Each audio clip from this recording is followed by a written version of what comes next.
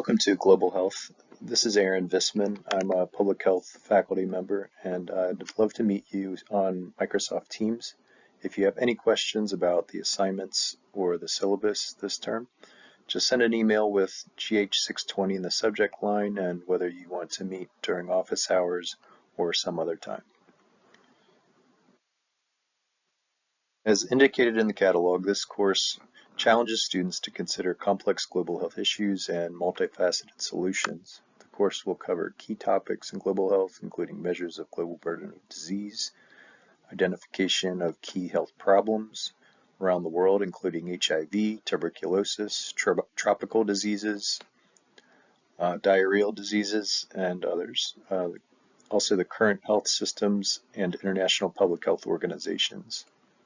We'll develop maps and discuss multi-directional links between health, social, and economic factors, also strategies to address these challenges.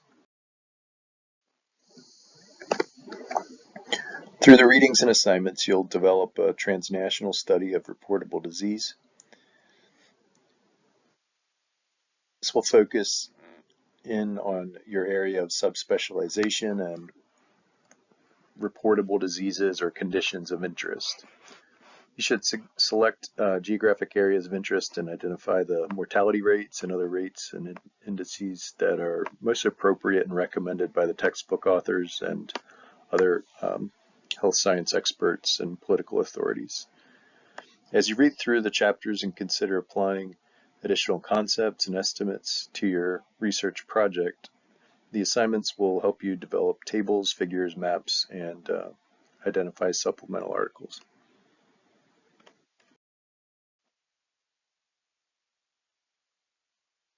Here's just a snapshot of my own training and professional journey.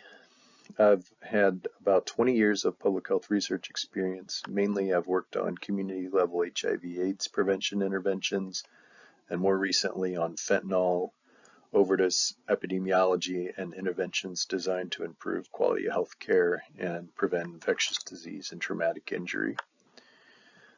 As your career moves on, you'll find that these kinds of brief professional introductions are very important, and a brief personal introduction is part of assignment 1. Using the discussion board and quiz 1, you should record to these questions. I've asked you to record a video briefly describing yourself and reasons for choosing 2 diseases or conditions of interest. Take a look at Kentucky's list and or your own state's list of reportable diseases and conditions. Use the syllabus and first week's textbook readings to think carefully about what diseases and geographic areas you might want to focus on, because you'll be focusing on those for the next 8 weeks as you develop a paper and presentation that needs to include estimates and recommendations for agencies. I'd start by opening an Excel workbook and including rows with mortality rates.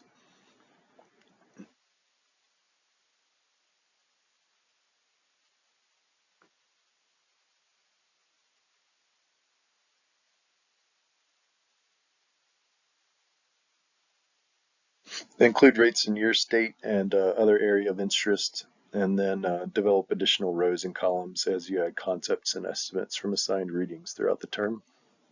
I'll show you a working example at the end.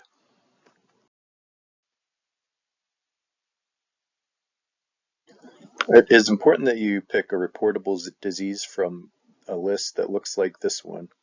When you open your link or your path to this sheet,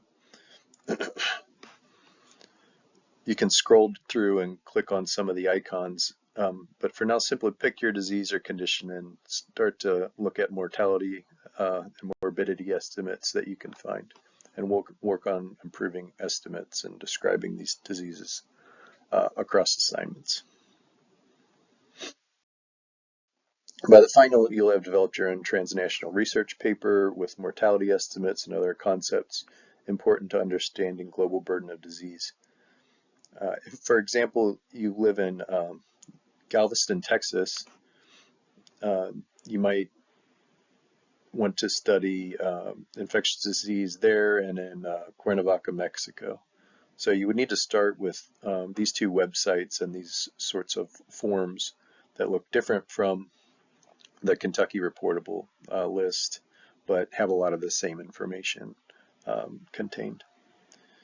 If you don't read Spanish, it may be difficult to find information in this country, so it's important to focus on the questions found in assignment 1, and we'll be developing tables and maps and comparisons based on your choices of countries and states that you're going to study throughout the term.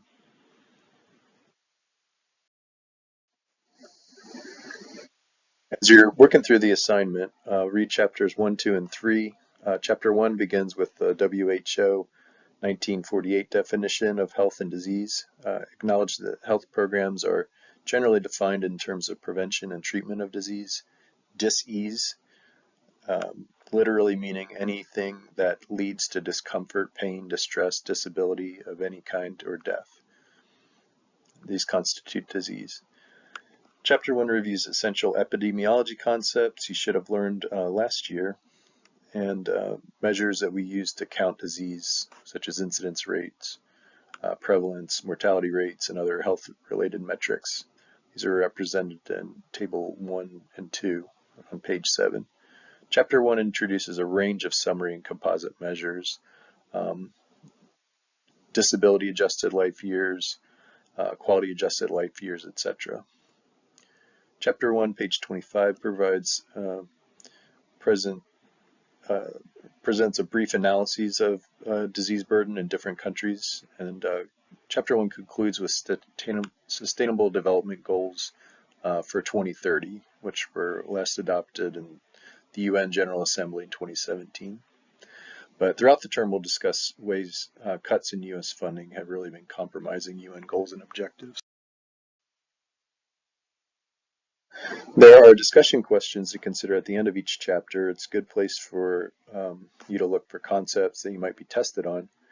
You can see some of them, like number 3, parallel your assignment. After you pick a reportable disease or two, you should begin thinking about your state versus your non-US country of interest. What would be the most appropriate set of indicators to assess for the impact of disease in each population? Chapter 2 goes into medical anthropology and cross-cultural health behavior. We won't spend as much time on these concepts. You should still read through the chapter and consider discussion questions. In assignment 1, when you're developing lists of 3 public health or healthcare agencies and addresses, you're beginning to ask yourself, if I'm entering a community to introduce a health program, who would I talk to? Chapter 3 goes into human rights and ethics. We'll spend more time on these concepts near the end of the term. You should still read through the chapter and consider discussion questions.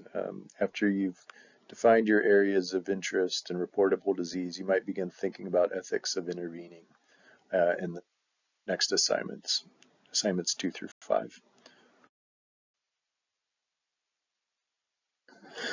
Again, assignment 1 that you should start on right away is describe yourself and why you chose a disease or condition of interest. Use the assignment to study your specific areas of interest, and using a transnational or binational framework, start with a table that includes rows with mortality rates in your state and another area outside of the US. Develop additional rows and columns as you add concepts and estimates that you pick up from the assigned readings or other sources on the internet. And here's my own working example. I've been studying opioid overdose deaths in Ohio for quite some time, and that's not a reportable disease. So I added hepatitis C as a highly comorbid and disease. It's comorbid with opioid addiction in Kentucky and Ohio. I know adjusted overdose mortality rate in Kentucky is about 50 per 100,000 population. I haven't found mortality rate for hepatitis C.